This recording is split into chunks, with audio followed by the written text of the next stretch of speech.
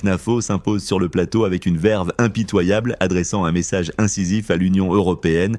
Elle interpelle directement Bruxelles sur le sort des agriculteurs, dénonçant avec force des politiques qu'elle juge déconnectées des réalités du terrain et injustes envers les acteurs de l'agriculture. Son discours, tranchant et sans concession, met en lumière les difficultés croissantes de cette filière face aux réformes européennes, éveillant une vive émotion chez les téléspectateurs. Au cœur de cet échange intense, l'intervention de CNAFO transforme le débat en une véritable tribune de contestation.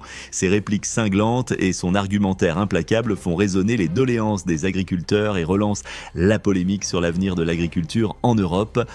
Monsieur le Président, chers collègues, je veux vous parler de l'emploi de ceux sans lesquels l'Europe serait incapable de survivre, mais dont vous rendez la vie impossible. Je veux vous parler d'une des filières qui perd le plus d'emplois dans mon pays. Je veux vous parler des agriculteurs français. Laissez-moi vous dire en face ce qu'ils vivent. Ils travaillent plus durement que le plus travailleur d'entre vous, et dans des conditions si inconfortables que vous ne les supporteriez pas plus d'une semaine. Levés avant l'aube, couchés après la nuit, ils endurent tout. Depuis des siècles, par amour de leur métier, ils surmontent les intempéries, les blessures, la fatigue. Ils nourrissent vos appétits, ils satisfont vos envies de gastronomie. Je sais que tous ici, vous aimez la cuisine française. Et pourtant, vous imposez aux gens qui rendent possible ce miracle des traités de libre-échange qui se concluent systématiquement à l'avantage des pays étrangers et au détriment de nos 400 000 emplois agricoles. Vous leur imposez des normes innombrables qui rendent leur métier impossible. Oui, vous leur imposez ceci. Un code rural français de 3300 pages. Lequel d'entre vous l'a lu, ce code? Pas un. Mais la majeure partie a été votée ici. Ce code qui les condamne pour survivre à devenir experts comptables, juristes, fonctionnaires et fiscalistes, comme s'ils n'avaient rien d'autre à faire.